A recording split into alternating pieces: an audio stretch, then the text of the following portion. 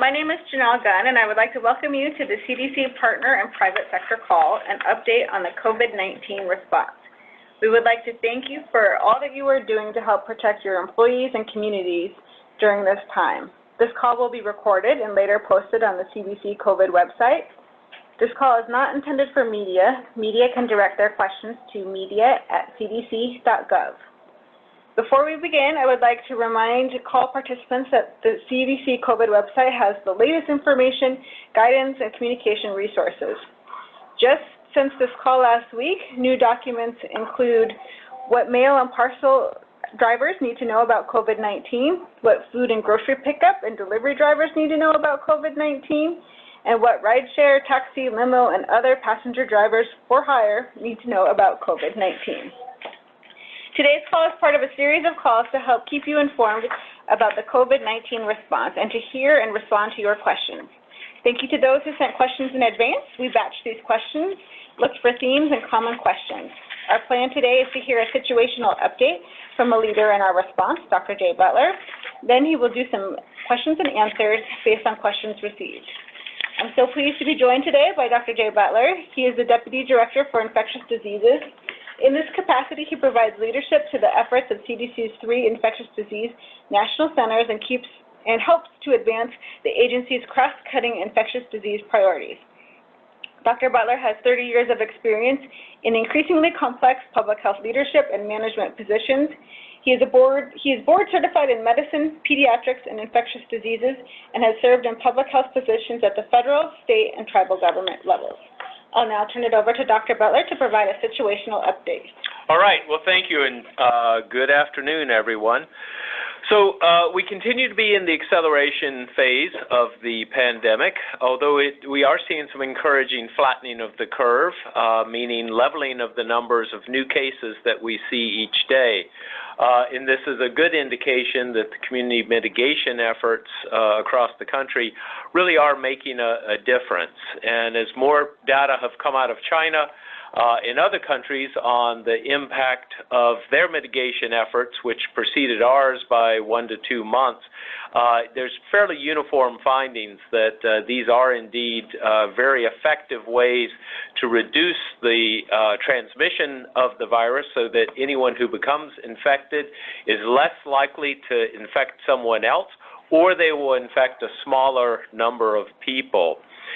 The declines or the flattening is not uniform around the country, of course. Right now we are seeing sustained declines in the number of new cases each day in places like Seattle and also in New York City and the Newark area. But at the same time seeing elevated growth in places like Chicago, Boston, and Atlanta. Most concerning as we think about how mitigation may begin to be scaled back, we are seeing places that have seen declines followed by recurrent increases, particularly in Philadelphia and in Denver. The other aspect of the national epidemiology that is noteworthy is something that we touched base on very briefly last week, and that is clusters of infections that occur in the segment of the vital infrastructure related to the food chain, particularly meat and poultry plants, with outbreaks now being reported from 17 different states. We've also learned of additional outbreaks that have occurred in homeless shelters, and we do have an MMWR coming out on Wednesday describing some of the epidemiology of those outbreaks and also some of the successes in being able to control infection among people experiencing homelessness and within the shelters.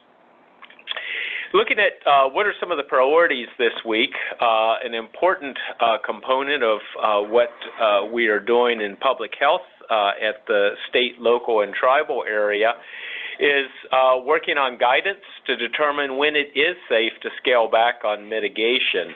As we discussed last week, mitigation scale back will be tiered and it will be scaled, meaning it will be different in different locations, and it also will not be all at once. It's very clear that if we just suddenly go back to life as it was, we will once again see a rebound in the number of cases. So we want to be able to strike that right balance of being able to support the economy, support life in the things it takes to continue what we do as a society, but not overwhelming critical infrastructure or the healthcare system. So our byline is, our catchphrase is data, not dates, for when things open again.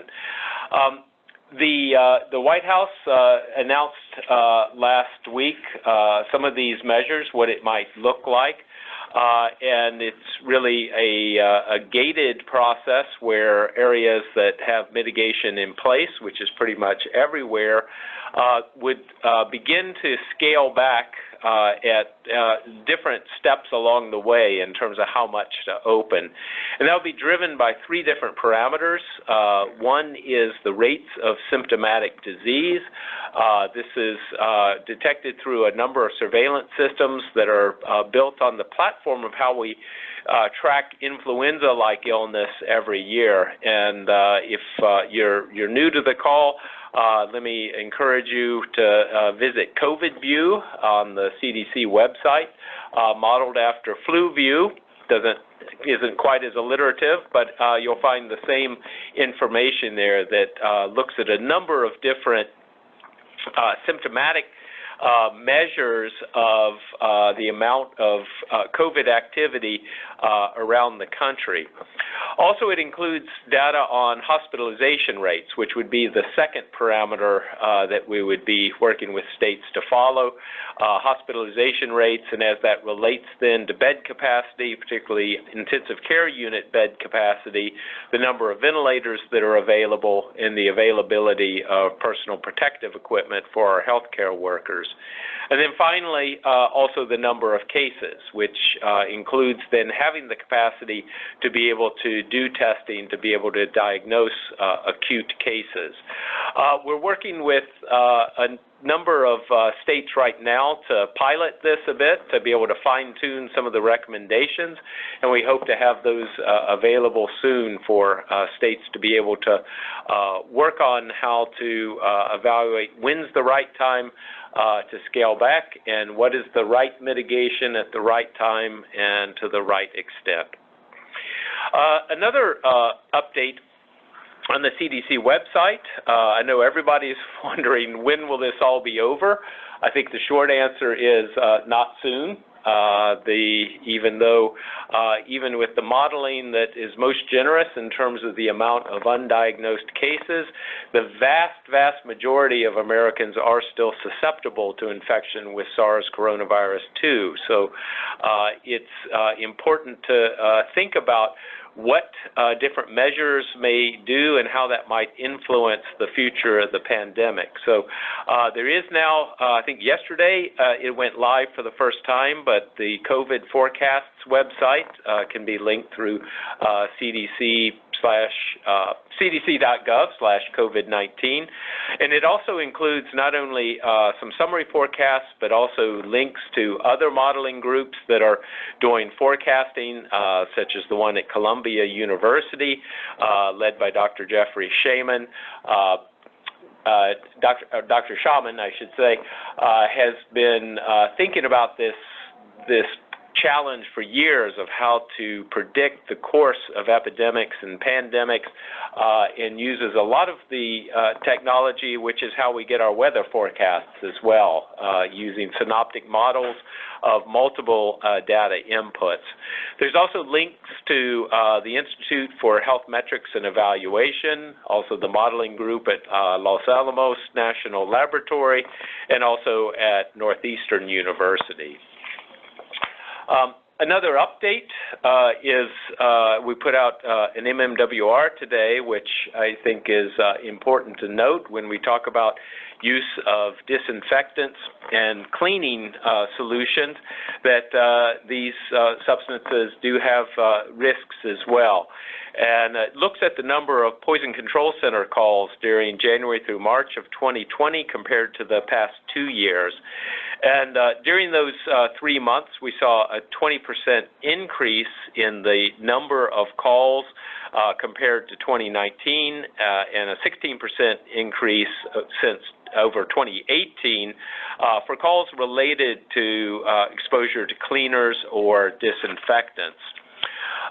The increase in calls were seen in all age groups, but were primarily in young people, not young children, but school-age teens and young adults, as well as older persons. So it wasn't just that toddlers were finding these things and drinking them, but rather there was a wide variety of exposures among people who were using these products. Bleaches accounted for the largest percent increase, followed by non-alcohol disinfectants, and then hand sanitizers. The largest increase in the means of exposure was by inhalation. And there's some descriptions of a couple of cases in the MMWR, including someone who was soaking their vegetables in a bleach solution and became a bit overcome by some of the fumes from that. Also, there is a report of a child who drank a alcohol-based hand cleaner and actually had a blood alcohol level of 0.273, of course, several-fold higher than the 0.08, which is the legal driving limit.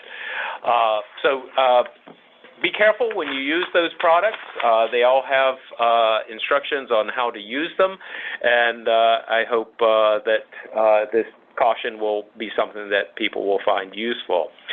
Other things that are going on this week is big emphasis on large-scale serologic testing to be able to assess better the proportion of the population that's been exposed, but also evaluating serologic tests. While we think these are valuable epidemiological tools, they do have more limited capacity in terms of diagnosing infection with COVID-19.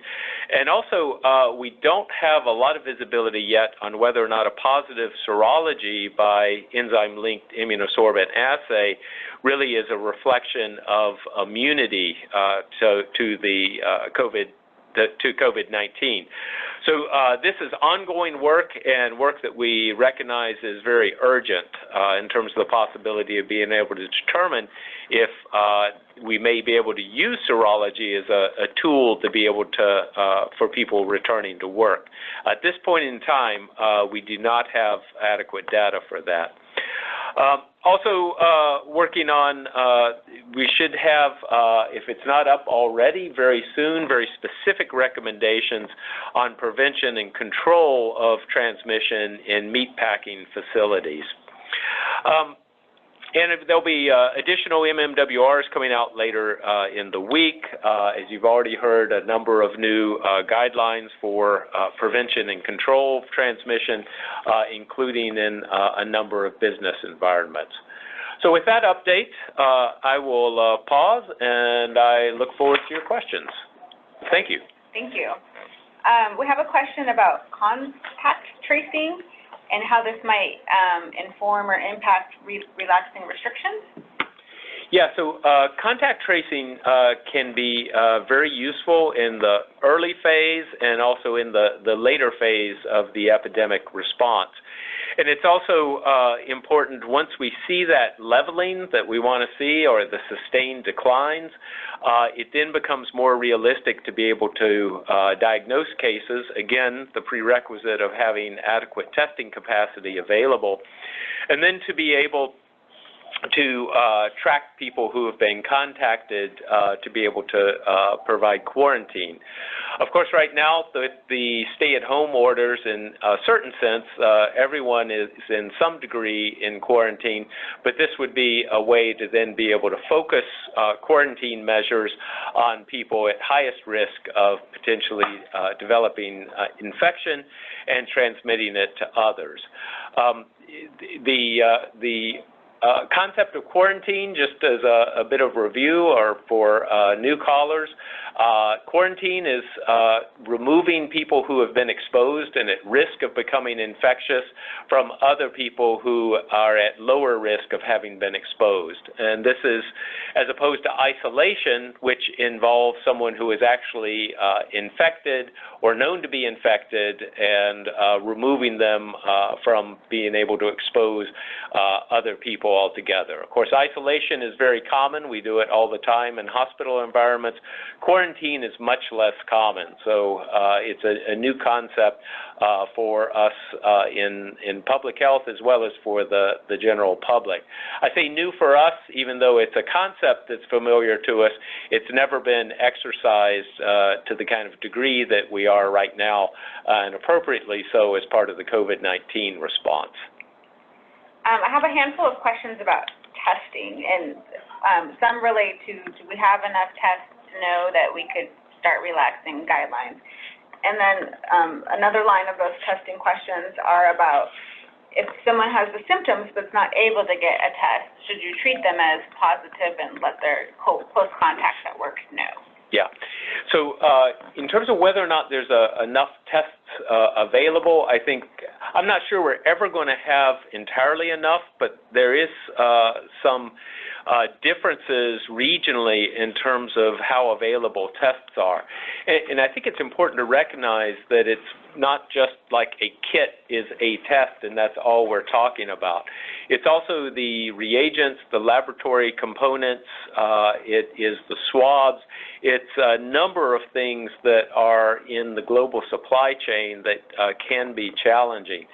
A number of steps have been taken to be able to improve the supply chains and get them out. I know this is a point of great frustration for all of us that in some areas perhaps the laboratory testing tools are in place, but the number of swabs that are available is more limited.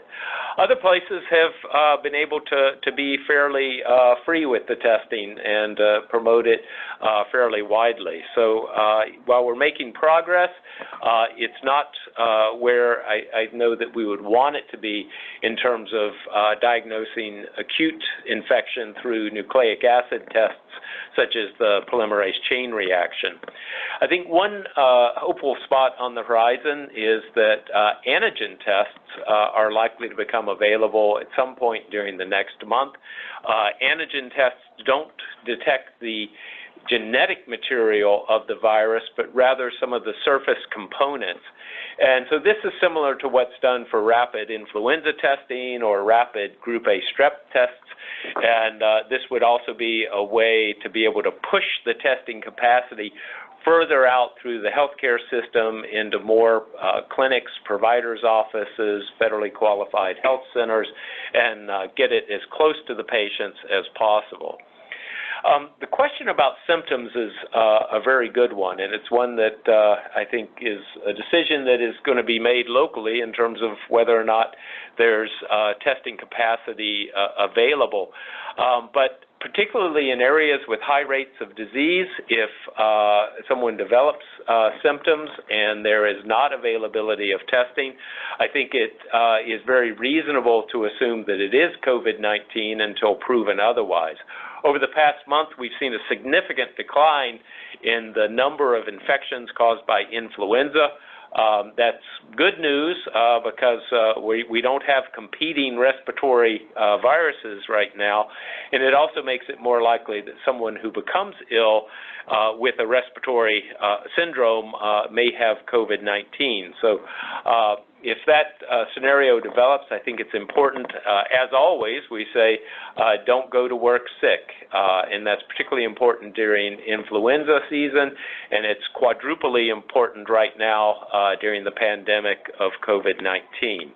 Of course, if you develop symptoms of severe illness, this would be things like shortness of breath or chest pain, it's important to be evaluated. And of course, if things are looking worrisome, if the shortness of breath is severe, call 911 because we shouldn't be in the business of diagnosing serious illness on our own. So you want to be able to be evaluated in the event of a more severe illness. Next question. So we have some questions about when the outbreak first started, several groups sort of not knowing the timeline maybe pushed large events to September or October, and can you maybe speculate a little bit about that? Yeah, so when we think about community mitigation, you know, we think about basically ways that we separate people from one another as much as possible to reduce the risk of person-to-person transmission. And one of the ways we do that is to reduce the number of mass gatherings. Of course, also the mass gatherings that we have every day in the work site, trying to do as much teleworking as possible, trying to distance people who must be at work, such as those of us in the room here and those that are contributing to supporting critical infrastructure. But then there's also the things that make life fun, like sporting events or going to the theater. You know, these are things that we were actually talking about back in late February and early March in planning ahead. And there's several steps that can be taken. It can include having events but without live audiences, and then it also can include deferring or canceling events altogether, such as has happened with the Masters, the NCAAs, the Final Four, and then also the Olympics are going to be deferred for at least a year as well. In terms of things being deferred until the fall, I know my tickets for Hamilton and Atlanta have been rescheduled to August. Whether or not that will happen or not depends a lot on what happens between now and August. So I think trying to reschedule down the road is important, but it's important to stay flexible as well. The odds of this being over entirely by the fall are very, very low, particularly as we try to prevent the number of deaths as much as possible by preserving the capacity of the healthcare system.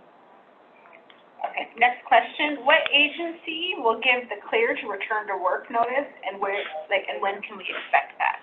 Yeah, so the return to work notice, I think it's important to recognize there's not going to suddenly be a buzzer and a green light saying, let's all come out and play. It's going to be a scaled clearance.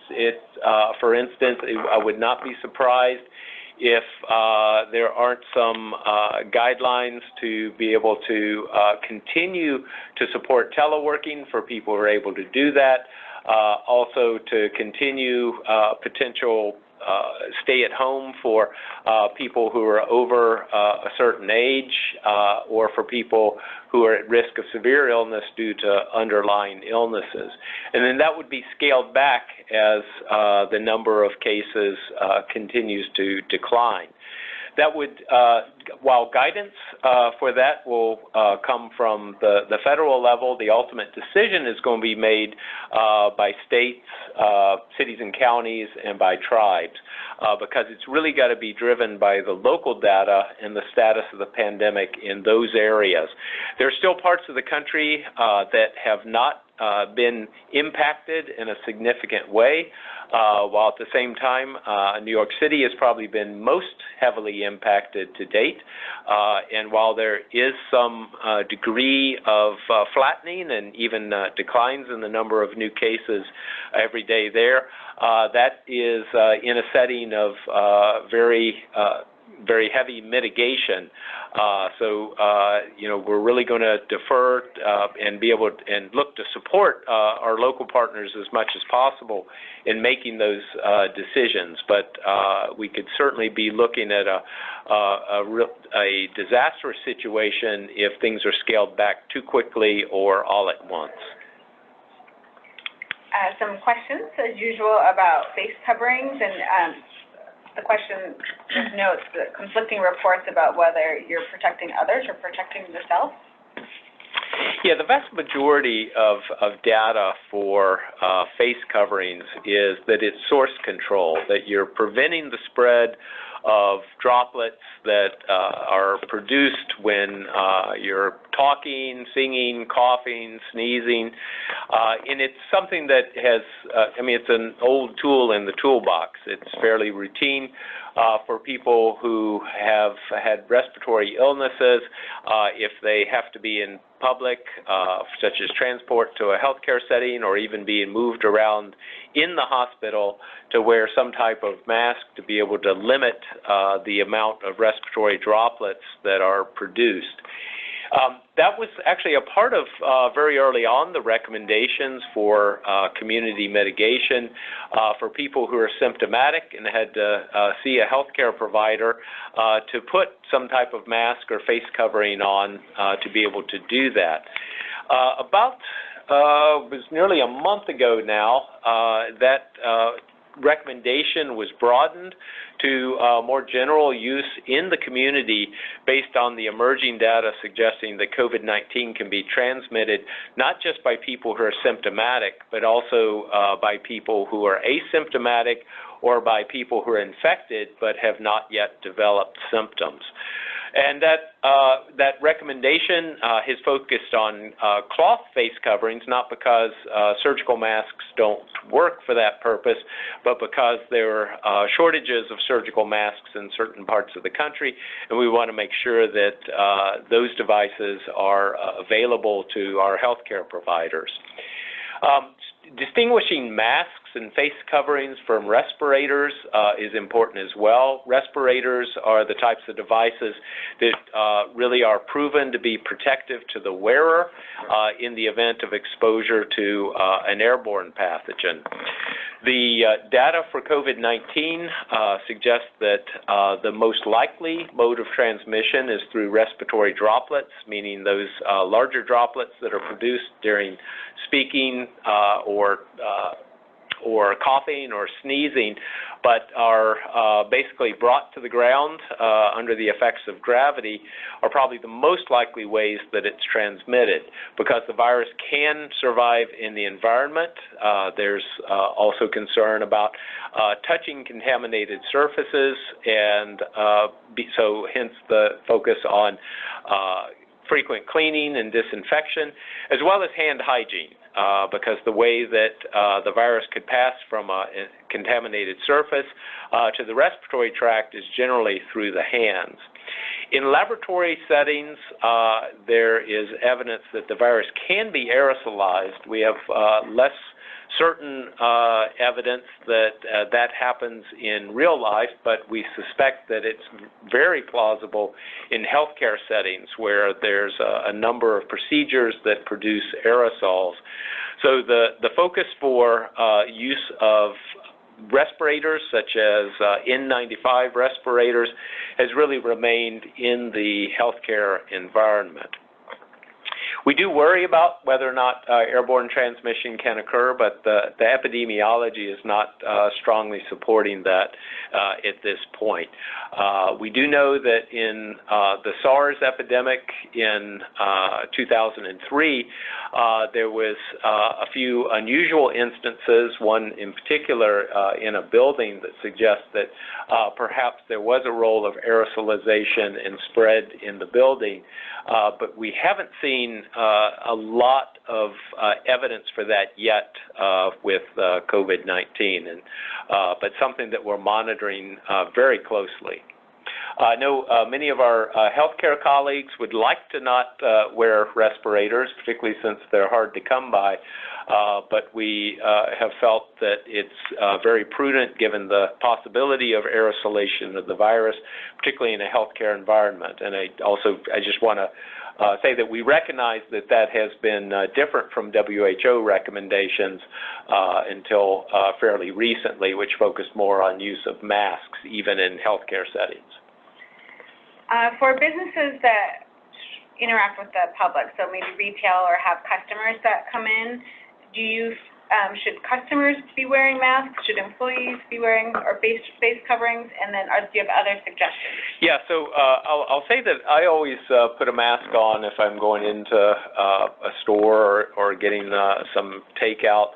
I noticed that a number of people who work in the stores seem to appreciate the fact that I do that because they know I'm doing it for them, not for me. So it's for the, I think the business has to decide together with the employees whether or not they want to make that a requirement or, in some way encourage that among the customers that come into the store. And then maybe for general employers who maybe be bringing people back to work, do you have suggestions on procedures that we can recommend? And maybe, is the handshake gone? Yeah, I think the handshake is taking a little holiday right now, and even the elbow bump may be a little much in terms of getting within 6 feet of someone else. So some of the guidelines for businesses that are reopening, and this is why it's important to scale the reopening, is to consider things like temperature checks as well as symptom checks when you come in, encouraging or requiring face covering while in particularly public areas, and then also seating if people have to be in a room together at least 6 feet apart. All of these things are steps that we've taken here at the CDC. Some of the things that may not be on our website but we've been able to do right now is encouraging only one person on the elevator at a time.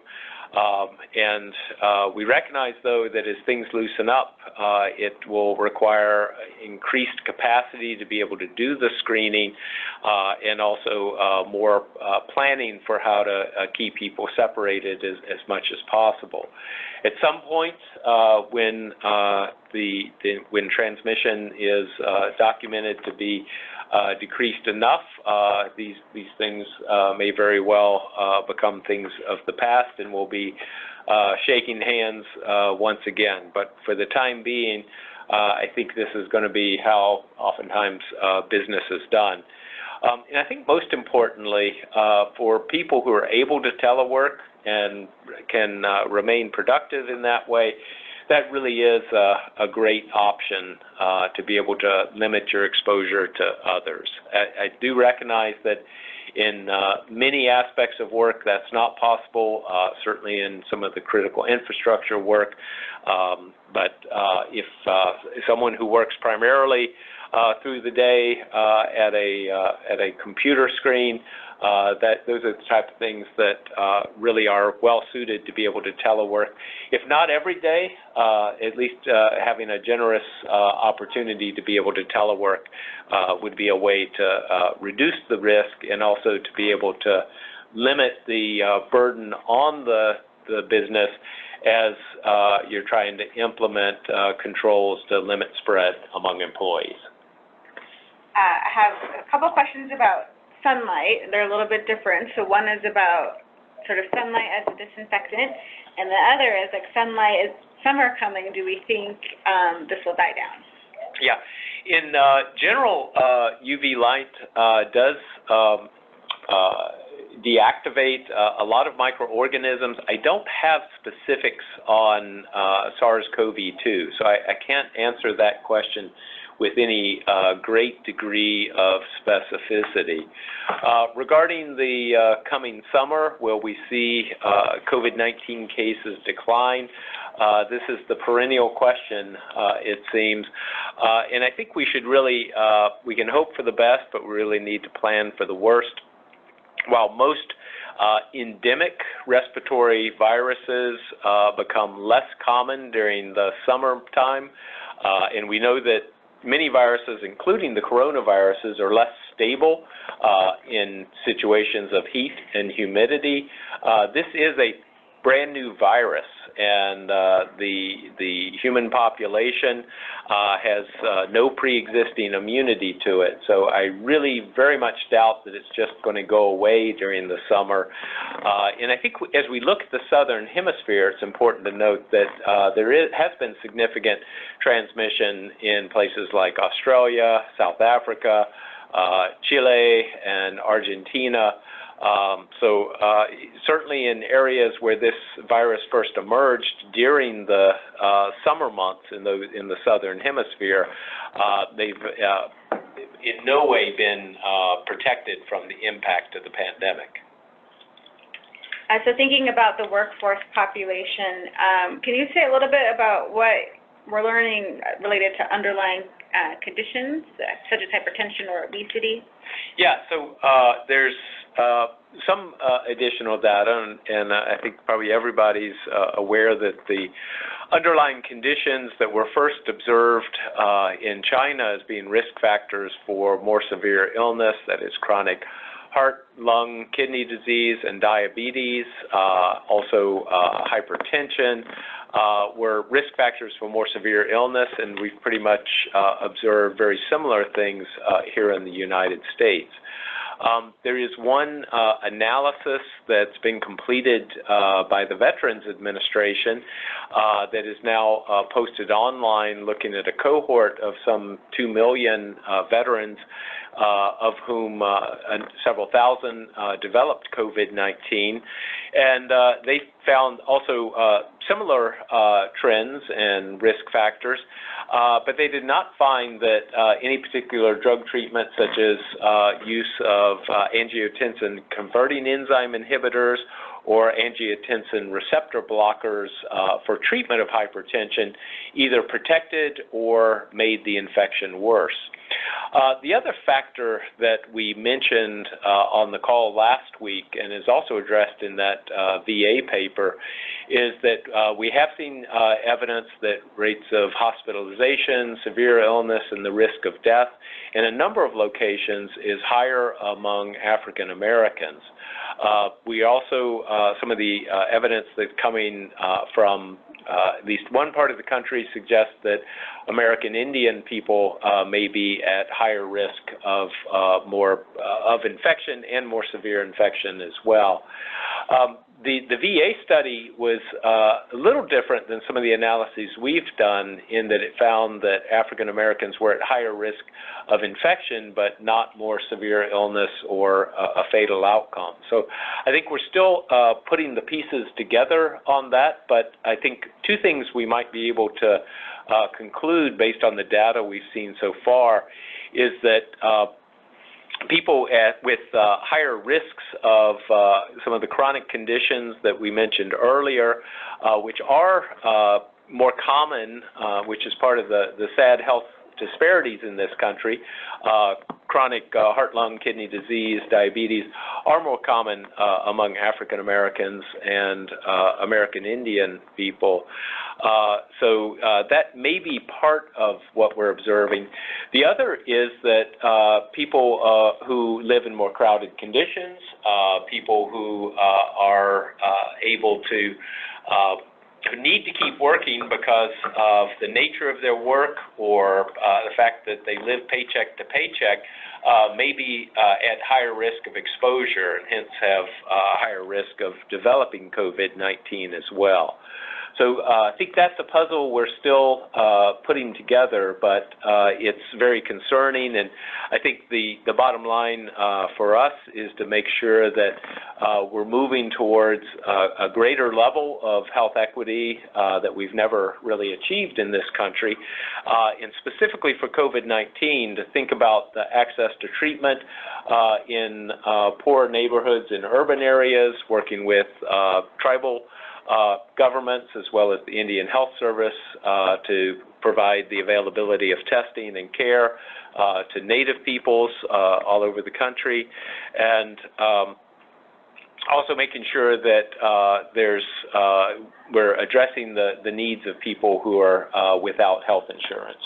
Big issues that existed before COVID-19 emerged, and which are in no means going away during the pandemic. So issues that we want to be very upfront about, that are concerning to us, and that really require special effort to address.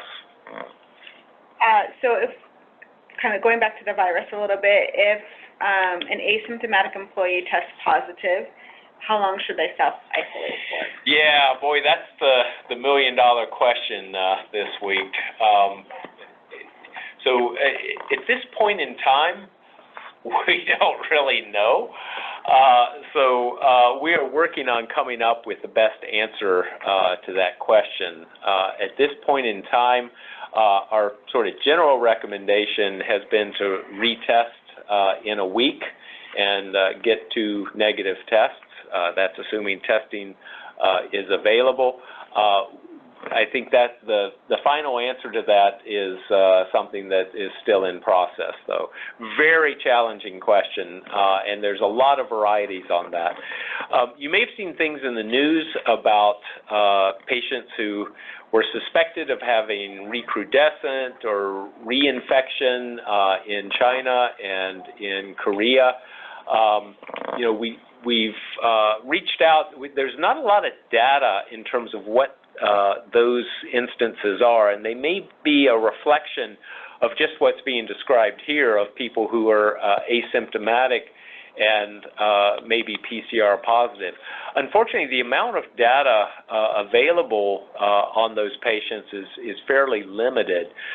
So we have really been focusing on how we can get that kind of information, including things like viral load, viral culture data on persons who fit that description here in the United States, to answer that question of the person who is either completely recovered or has never had symptoms but is tested and found to be positive, to determine when is it safe to return to the workforce.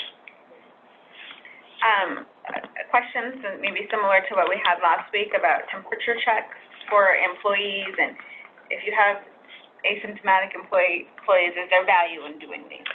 Yeah, so it's not a panacea because not everyone who develops COVID-19 will have a fever at all times during the infection. There are some people who may actually have no temperature at all. However, if someone comes to work and has a fever of 101, that's a good reason to turn them around at the door and to send them back home or to a healthcare provider, depending on the level of symptoms they have, as well as their baseline health characteristics. Someone who is more at risk of severe infection would be someone who you would want to encourage to see a healthcare provider.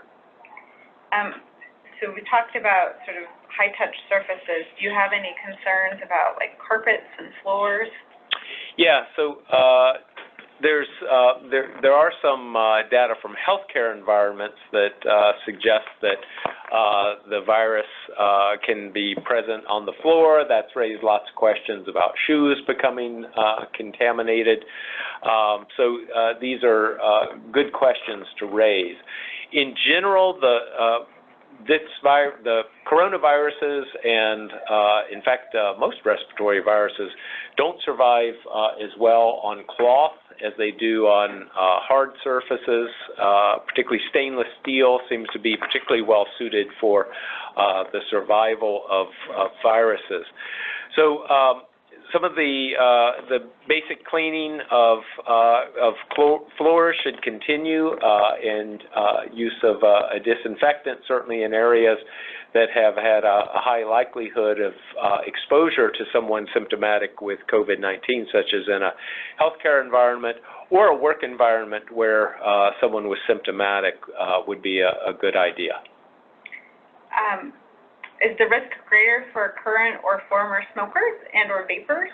Yeah, that's a really good question, and that's one of the questions that came up very early on as we began to get the epidemiological data from China that showed that the risk of severe illness among older men was much greater than among older women. In China, roughly 50% of men smoke, particularly among older people. Smoking is much less prevalent among women in China. So that certainly was a interesting hint that smoking may play a role. And the being able to pick apart a smoker without lung disease and a smoker with lung disease is something that we have not yet really been able to do. Of course, someone who is older and smoked for a number of years is very likely to have emphysematous changes. We don't have data on vaping, and I guess since this is 420, I should say we don't have data on marijuana smoking either in terms of whether or not that could increase your risk of COVID-19. I certainly seen in my hometown paper, since it's in a marijuana legal state, a lot of claims that seem to suggest that somehow marijuana smoking would be protective. Let me just say there is no data on that, and I don't find it very plausible either.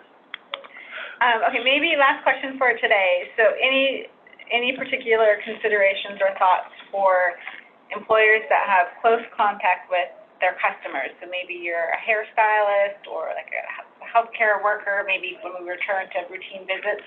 Yeah, so these are probably situations where it's going to be important to think about hand hygiene. It's important to think about face covering, and it's also important to think about symptom screening.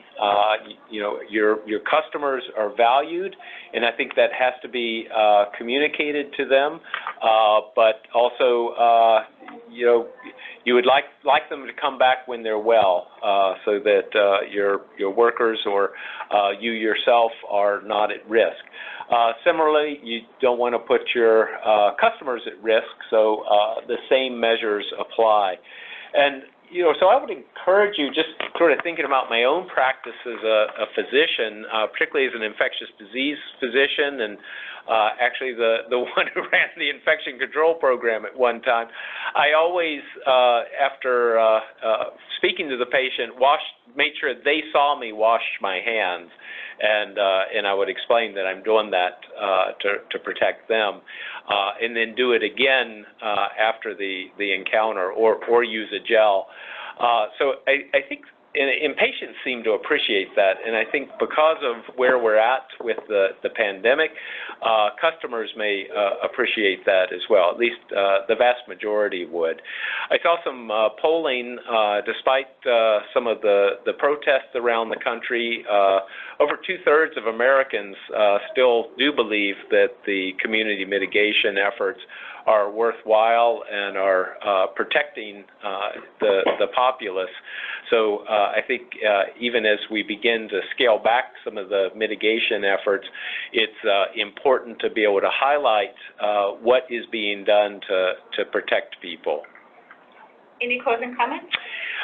Closing comments is this is going to be a marathon. I think we've said that before. We're maybe around the 7-mile point. I guess the other date that this represents is it's Patriots Day in Boston, and there's no Boston Marathon today.